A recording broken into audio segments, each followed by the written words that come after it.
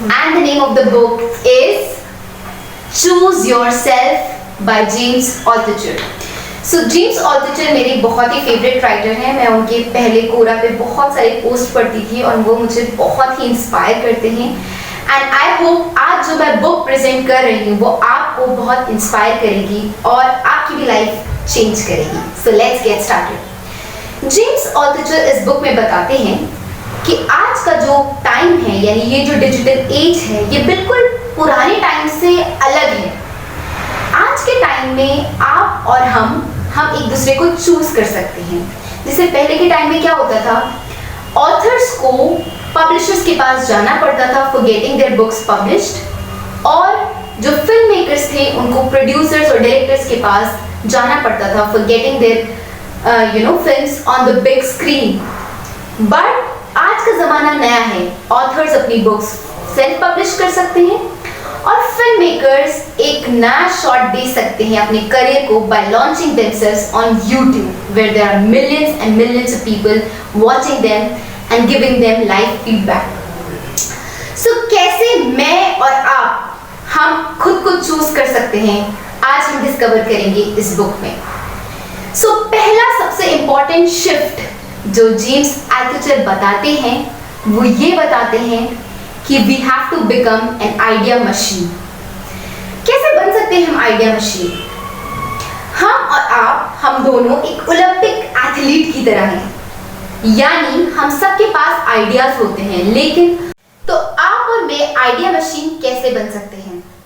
Simple, by practising writing more ideas. James Altucher बताते हैं कि अगर आप हर दिन 10 नए आइडियाज लिख सकते हैं तो आपके वो आइडियाज आपका आइडिया मसल जो है स्ट्रॉन्ग कर देते हैं। जब आप पहले 5 आइडियाज लिखते हैं तो बहुत सिंपल लगता है, it's an easy task. Ideas आपके पास कुछ पहले से होते हैं, कुछ आ जाते हैं एंड यू राइट देम। लेकिन it gets difficult when you start writing the 6th, 7th, and it gets even more difficult when you start writing 8th, 9th and 10th idea. लेकिन जब finally आप ये 10 reps of ideas कर लेते हैं तो finally आपका जो idea मसल है वो बहुत strong हो जाता है। इसमें एक वो एग्जाम्पल भी देते हैं बुक में कि जेम्स ऑल्टुचर जो है एक बहुत बड़े फाइनेंशियल राइटर बनना चाहते थे, तो उन्होंने क्या किया, वो हर दिन 10 नए आइडियाज लिखते थे for finance, for financial writing, और हर दिन वो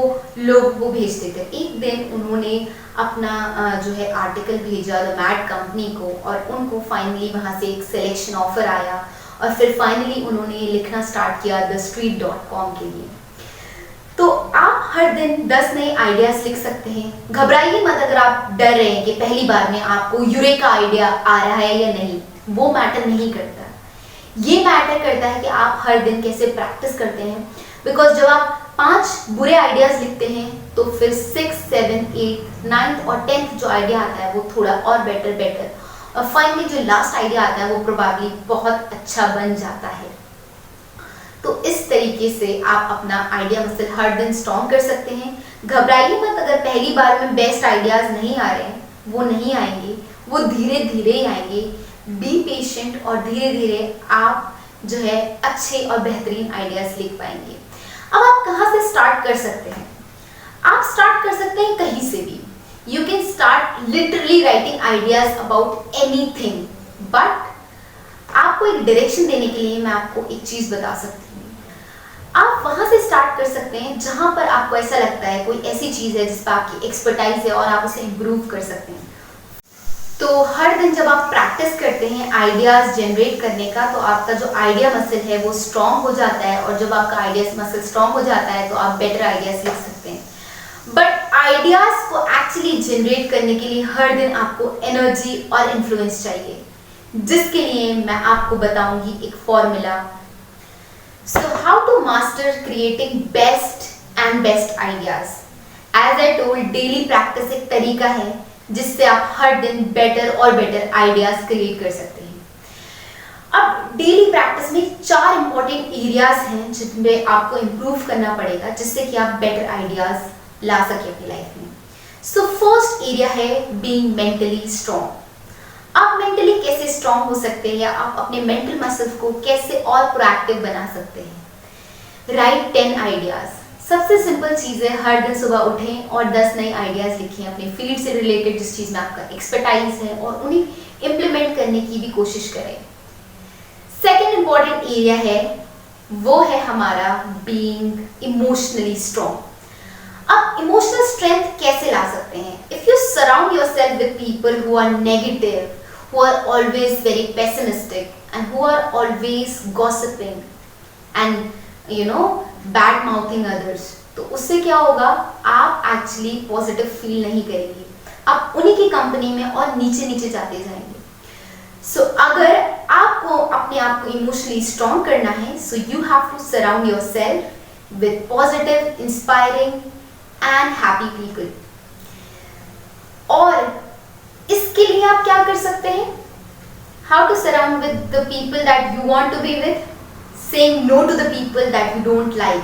फॉर एग्जाम्पल, कोई ऐसा इंसान है आपके ग्रुप में जो हमेशा रोता रहता है, जो हमेशा नेगेटिव बातें ही करता है, जो हमेशा यही बोलता है कि ऐसे तो नहीं हो सकता, ऐसा तो नहीं कर सकते। सो just try to stay away from that person and surround yourself with people who are positive, who think that they can do things and who can help you also achieve things.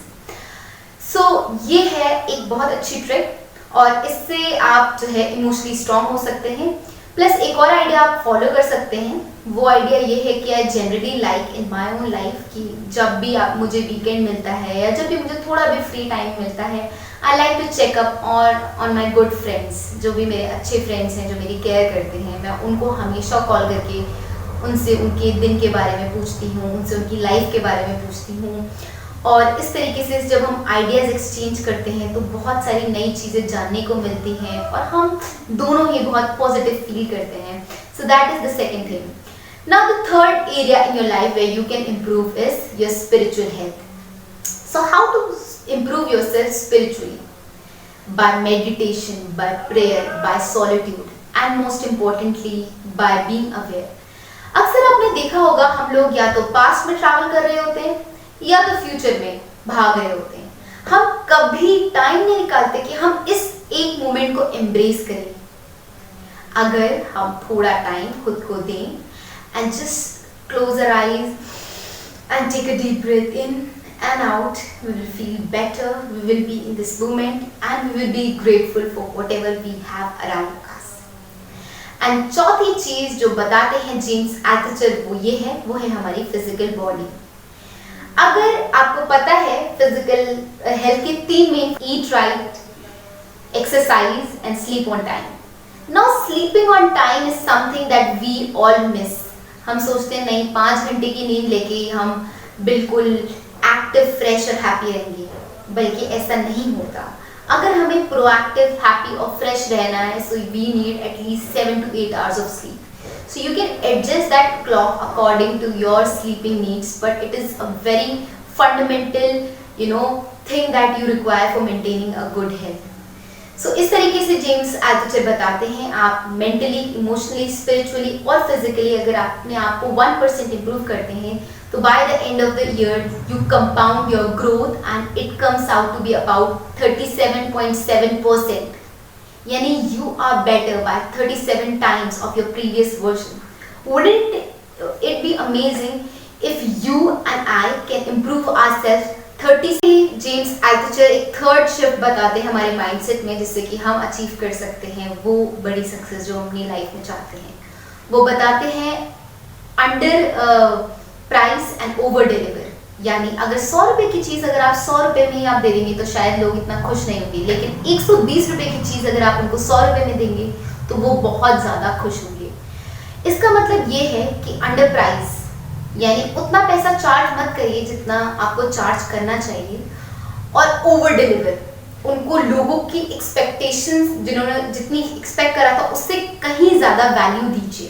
For example वो अपना एक example बताते हैं। वो एक new line cinema के लिए एक वेबसाइट बना रहे थे। उन्होंने 1/100 यानी 1/100 ऑफ द प्राइस में उस टाइम बहुत ही बेहतरीन वेबसाइट बनाई।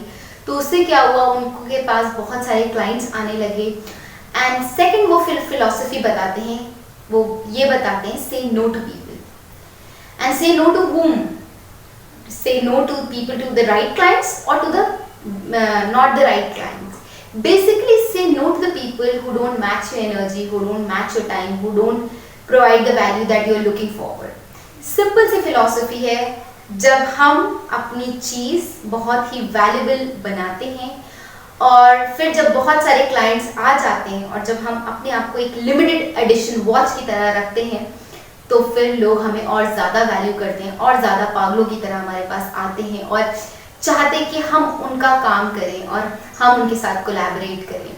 सो ये 3 फिलॉसफीज थी चूज योरसेल्फ में. पहले सबसे इम्पॉर्टेंट फिलॉसफी थी कि become an idea machine, second improve yourself by daily practice and third थी say no to more people. So I hope आपको मेरा वीडियो अच्छा लगा होगा. अगर अच्छा लगा है तो please like, share and subscribe.